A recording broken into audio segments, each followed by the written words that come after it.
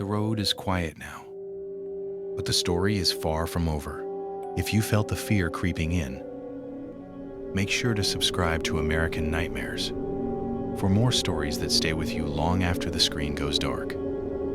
Tell us in the comments, what would you do if you were lost in Pine Hollow? And tonight, if you hear something outside your window, don't be too sure it's just the wind. We'll see you in the next nightmare. Maplewood was the kind of town people forgot about. It sat quietly between endless highways and dense forests in northern Oregon. White wooden houses lined peaceful streets. Lawns were trimmed. Mailboxes stood straight, like disciplined soldiers. Nothing ever happened there. At least, that's what everyone believed. For the students of Maplewood High School, senior year was supposed to be memorable. Football games, late-night drives, college dreams, and one final class trip before graduation. No one expected that trip to become the story they would never fully tell. It was a chilly Monday morning when Principal Dawson made the announcement.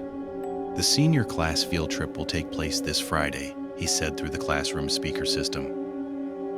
You'll be visiting Pine Hollow Nature Reserve. Most students barely reacted, except Emily Parker. She had lived in Maplewood her whole life and had never heard of Pine Hollow. That alone made her uneasy. At lunch, she asked her best friend Jake Reynolds about it.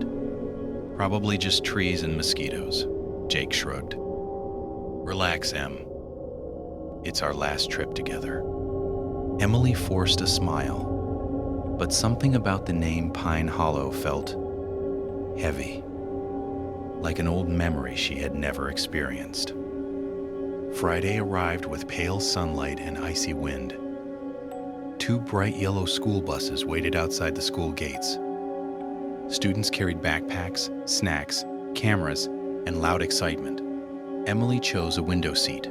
As the bus left Maplewood behind, she watched familiar streets slowly disappear. The houses became fewer.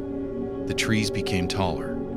Her phone signal dropped from 4 bars to 1 to none. Jake leaned across the aisle. Congratulations, he grinned. We've officially entered horror movie territory. She laughed softly. They arrived just before sunset. The forest seemed endless. Tall pine trees surrounded the clearing like silent guards. The cabins were old, dark brown, and slightly tilted with age. A single visitor center stood in the middle. Waiting near the entrance was an elderly man wearing a green ranger jacket. Welcome, he said calmly. My name is Walter Briggs. His voice was steady, but his eyes looked tired. You should stay close tonight, he added. The woods can be confusing after dark. Some students snickered. Jake whispered, he probably just hates teenagers. Emily didn't laugh, because for the first time that day, she felt like someone was watching them. Dinner was simple: soup, bread, lukewarm coffee for teachers. Outside, darkness swallowed the forest faster than expected. There were no streetlights, no distant traffic sounds, only wind and silence. Later that night, a group of students decided to explore. Jake insisted they join. Emily hesitated, then agreed. They walked into the forest with flashlights and nervous jokes.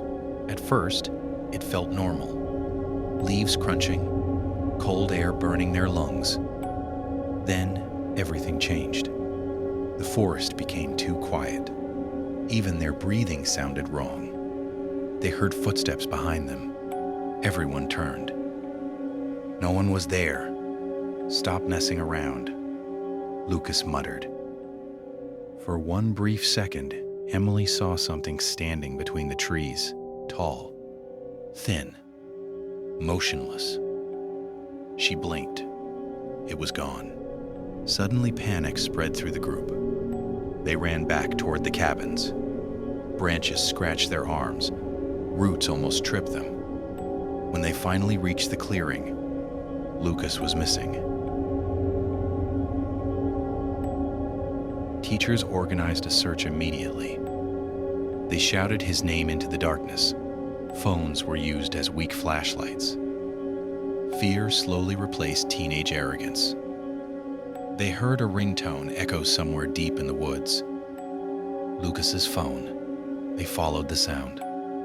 But every time they got closer, it felt farther away, like the forest itself was moving. Eventually, Mr. Carter ordered everyone back. "We'll search in the morning," he said firmly. No one argued. Emily couldn't sleep. Wind rattled the cabin walls. Around midnight, she heard something soft. Tap, tap, tap. She turned toward the window. At first, she saw only darkness. Then she noticed muddy handprints on the glass.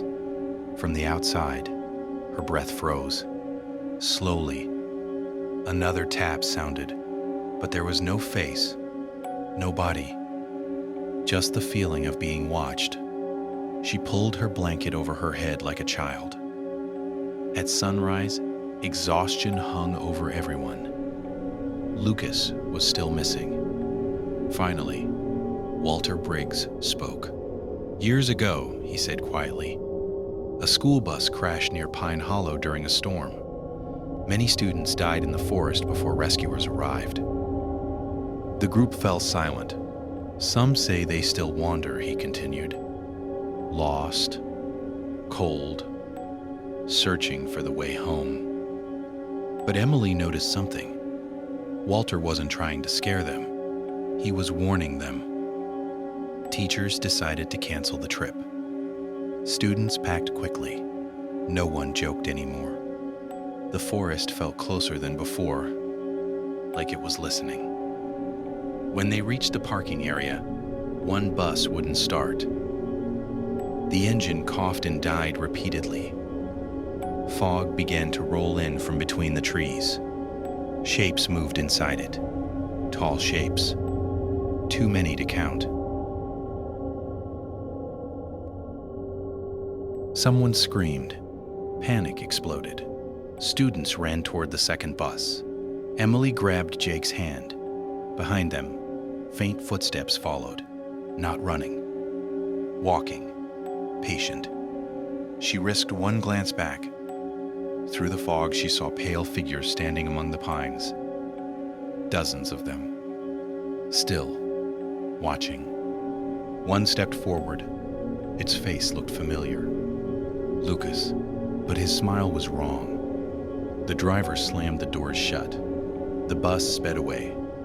Fog swallowed the clearing behind them. No one spoke for miles. Emily stared out the window. For a moment, she thought she saw shapes moving alongside the road, keeping pace. Then, they disappeared. When phone signals returned, students began calling their parents. Reality slowly returned, but something inside Emily knew. They had not truly escaped. Weeks passed. Life returned to normal. School resumed. College applications continued. Lucas was declared missing. One night, Emily received a voicemail from an unknown number. Static filled the speaker. Then wind. Then a whisper. "Emily, the trip isn't over." She dropped the phone. Outside her window, pine needles scratched softly against the glass. Tap, tap. Some roads don't lead back home. Some forests don't let you leave. And sometimes, the last bus is still waiting. The road is quiet now, but the story is far from over. If you felt the fear creeping in, make sure to subscribe to American Nightmares for more stories that stay with you long after the screen goes dark. Tell us in the comments, what would you do if you were lost in Pine Hollow? And tonight, if you hear something outside your window, don't be too sure it's just the wind. We'll see you in the next nightmare.